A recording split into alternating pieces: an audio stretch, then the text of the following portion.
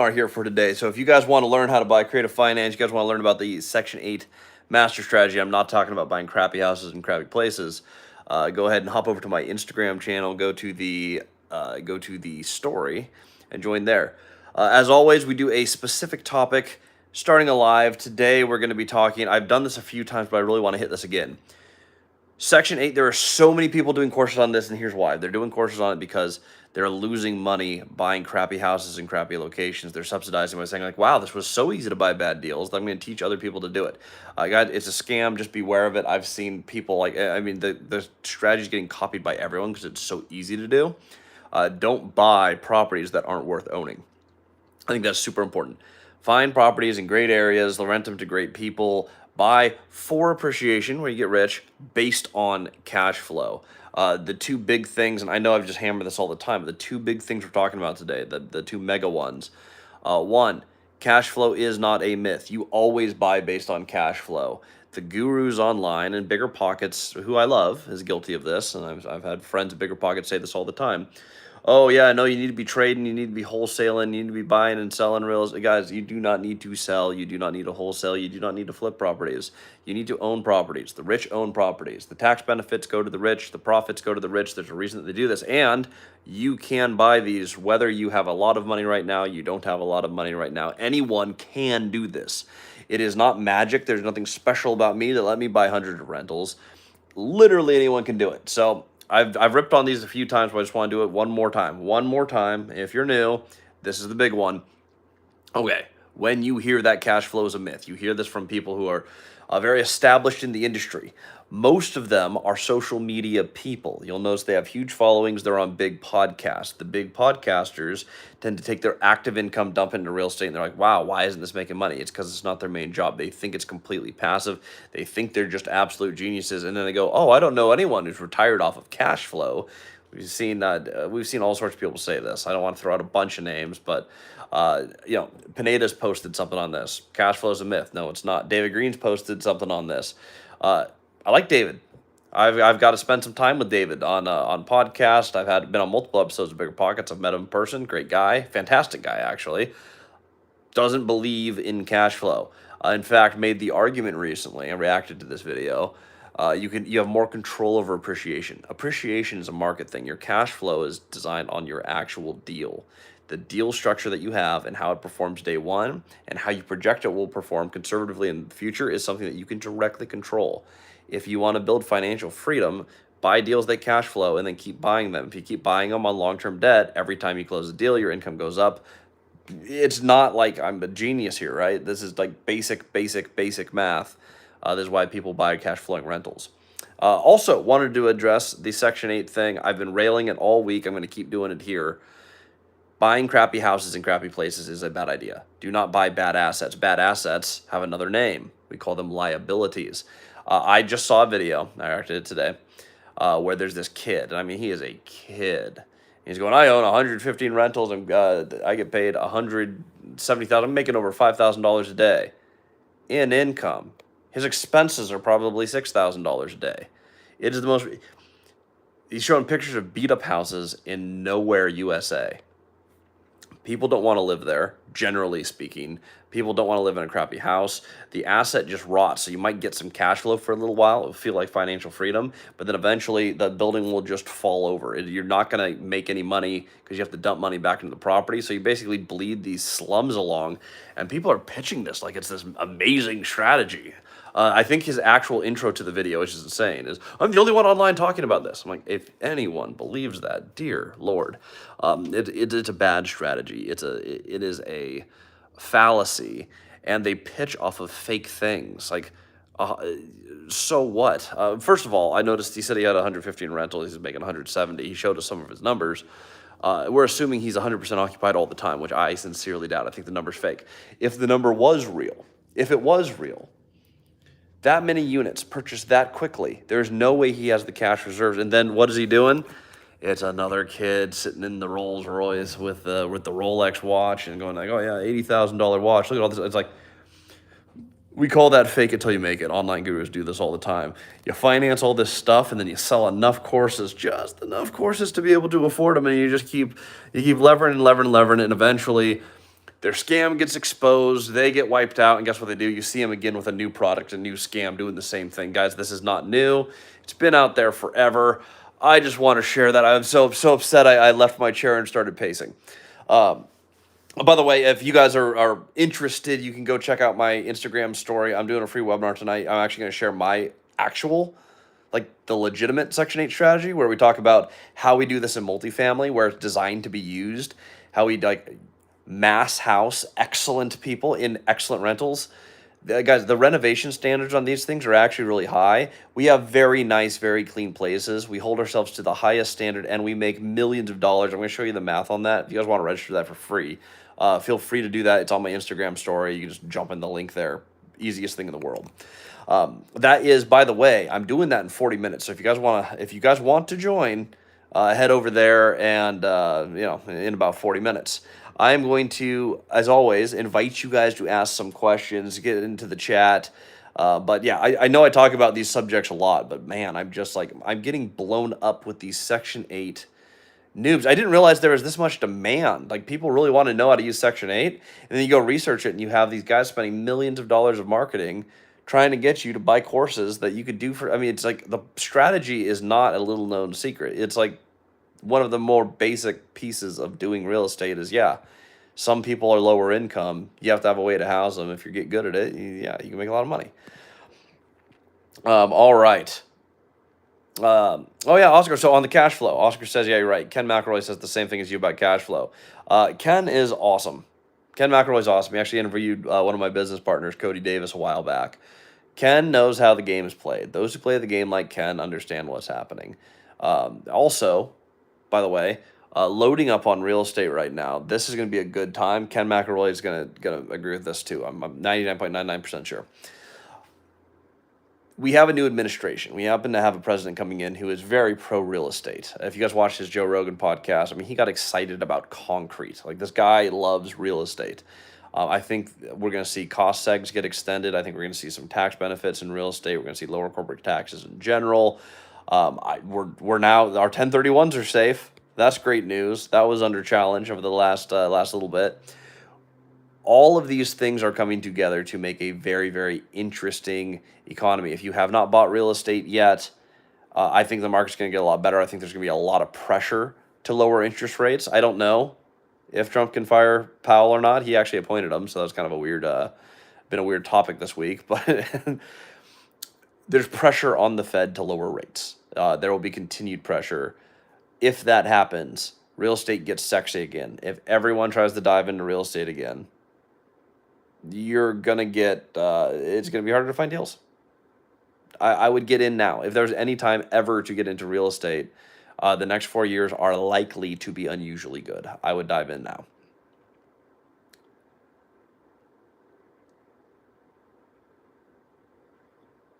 Let's see, Trey Morgan. He asked about Tom Cruise. He's one of the guys who talk about a lot of Section 8 stuff. Look, Tom Cruise, his numbers don't make sense to me. The number that he says that he's receiving in income in real estate would require either a lot of sales of property, but he's buying in areas that don't appreciate, so that doesn't sound right. Not that it's impossible, but he's either like mass flipping properties and then not talking about it, or he's including his course sales income in his numbers, which I think is more likely. Again, I'm not accusing him of lying. He very well could be doing it, but I've never seen him at a property.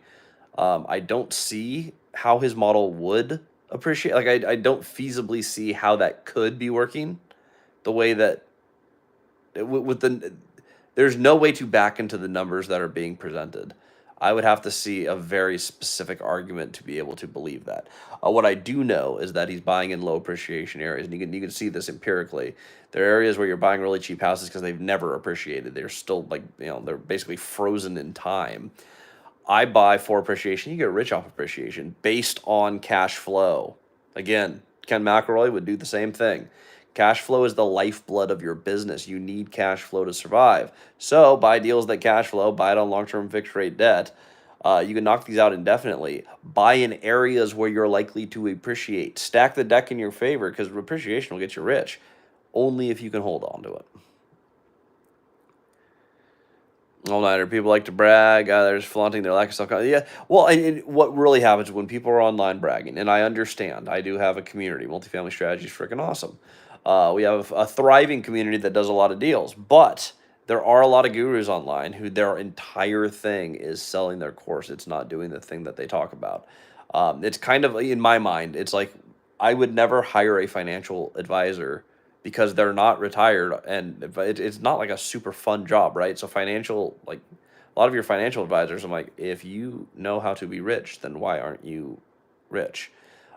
It's kind of like that to me. Like people who aren't doing the thing, who aren't already rich, and they want to teach it. That's ridiculous. You also see that they have all these upsells. So they either have subscriptions to the programs. I'm not for subscriptions, or they have these massive upsells into like $40,000, and I've never seen the value there. Do not spend $40,000 learning something where you can learn 90% of the knowledge on YouTube. That's why there will never be a time that I foresee ever, unless appreciation just or inflation just goes wild. We're never gonna have a above $10,000 mentorship. It's like it is awesome to have a community. I am all for paid mentorship, but like some of these people, it's like the ads are exploit the poor. I'm like, I think they're doing that with their course.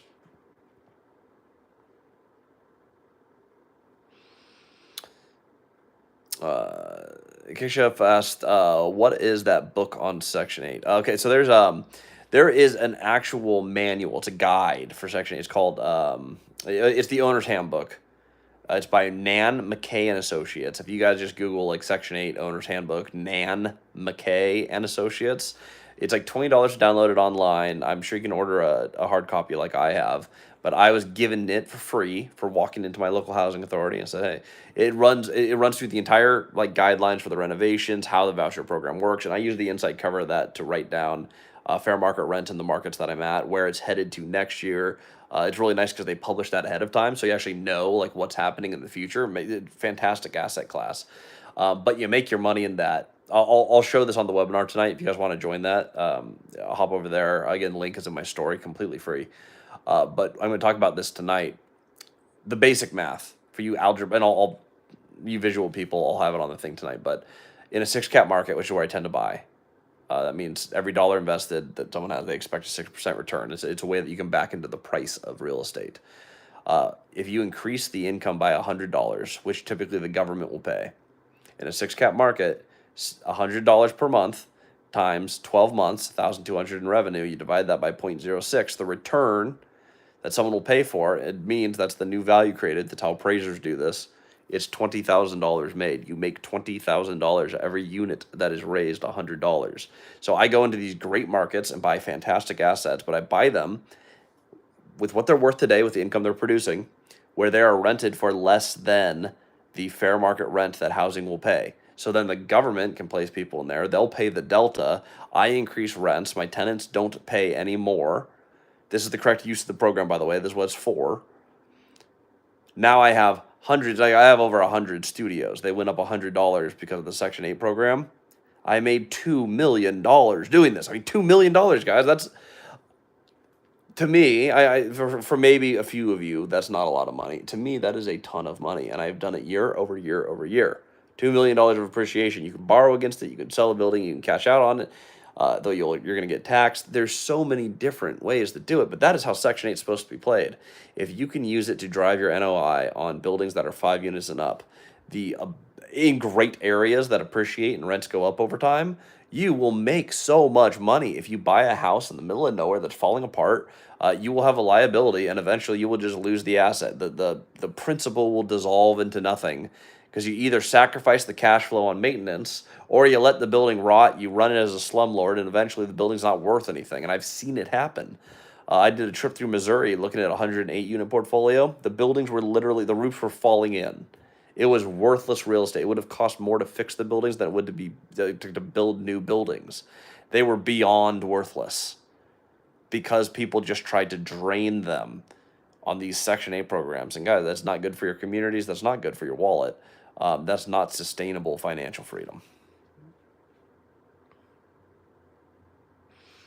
Also, can you please explain how bank financed conventional deal is done when using equity partners? How a conventional finance deal differs from owner finance deals both when using equity partners. Okay, so if you're using a bank finance deal and you're using equity partners, essentially they're probably going to be bringing in the down payment. Like you can still do these $0 out of pocket. You have a great deal on these. You need to win on price because you get higher LTVs, and you're going to have a deal that can sustain market rate debt. You bring in a partner on a lot of these, not all. You can just absolutely dominate on price, like we did on a mobile home park, and it's like we bought a mobile home park worth $1.2 million for 300,000. Like if you win by that much, you can get pretty much whatever terms you want. But in general, you're going to win on price by a little bit. You're going to find a deal that cash flows with the bank debt, but for the 20, 25, sometimes 30% down, it's usually if you raise that as debt, you're going to bring the deal cash negative. We don't want to lose money. That is one of the main goals. Don't lose money while doing real estate.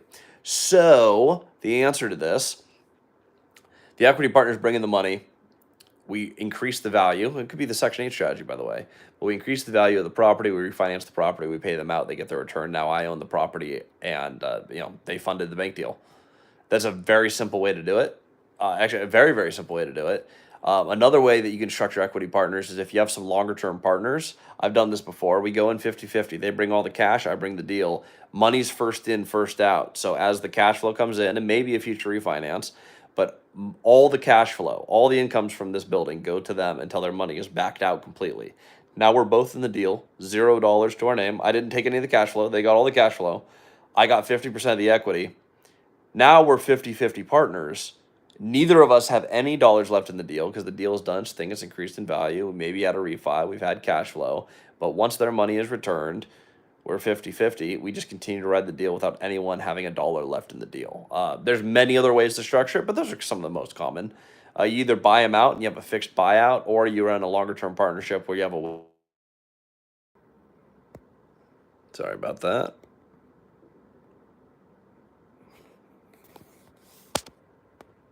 There we go. Sorry about that. Someone tried to call me. How do you handle follow-ups with an owner after being hung up on? If you've been hung up on, that's probably not someone who I'm really like anxious to follow up with again. They don't want to talk to you. Call someone else. There's too many buildings and too many owners. The way you're going to get to that owner at some point, if they're a really important person in that market, is you're going to meet with someone else who's going to introduce you to them. That's almost invariably what happens. You make a call. Owners know other owners. Someone doesn't want to talk to you right now, but gosh darn it, later they are going to talk to you, and that's really going to be the difference maker for you 9 times out of 10. Emmanuel, how do you handle follow-ups with an owner? Oh, sorry, I just read that one. Sorry. Where Missouri? It was all over. We started just outside of Kansas City. We went all the way around the state, basically everywhere but where was it? St. Louis. We started in Kansas City, went up north, went all the way down to Iberia on the which is like on Lake of the Ozarks. It was all over the state. A lot of like 25 units here, 25 units over here, 16 plex over here. But man, that was a waste of my time. But this is why we always look at the real estate. If someone looked at the numbers, they would have said like, "Wow, this is amazing. I'm going to buy this deal." Seller finance, $0 out of pocket, and then you get down there and it turns out it's just dumpster fire. Oscar said, in owner finance, using equity partners or conventional, considering selling securities, do I have to complete as okay? So if you're selling as a security, that's a syndication. Syndications with the SEC, I would steer super clear of those. One, you mess those up, you go to jail. That's not good. There's a guy named Greg Pinio who went to prison for a while because he misstructured and incorrectly raised capital for a syndication. Syndications do not create securities. My deals are all structured as joint ventures. It is me and a few capital partners. Also, people are variables. I don't want a whole bunch of variables in my business, so I keep it really simple. Justice, can you please explain how you would go about using a partner to put in the 20% and in return they just utilize the tax benefits and get cashed out after refinance? Usually you wouldn't do this just for tax benefits. There's usually going to be some monetary thing, but if a partner comes in, you can give them give as much equity as they want tax benefits in the deal. Typically, you're going to run what's called a cost segregation study. You divide those up among active partners. So this does not work in a syndication. It does work in a joint venture. But part of their consideration can be, hey, you're putting in the money. we're going to run a big cost seg on this, and I will give you an oversized portion of the cost seg. And cost segs can be specially allocated to different partners, so they can get accelerated tax benefits if they are an active member of your LLC. Tyler, can you please explain? Oh, sorry, I keep reading the same ones.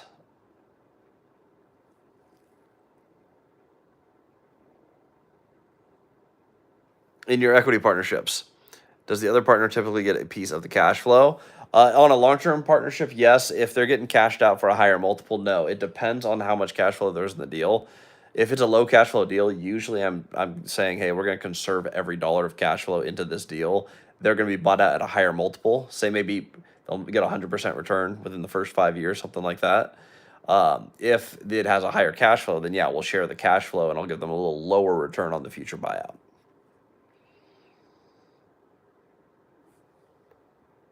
All right.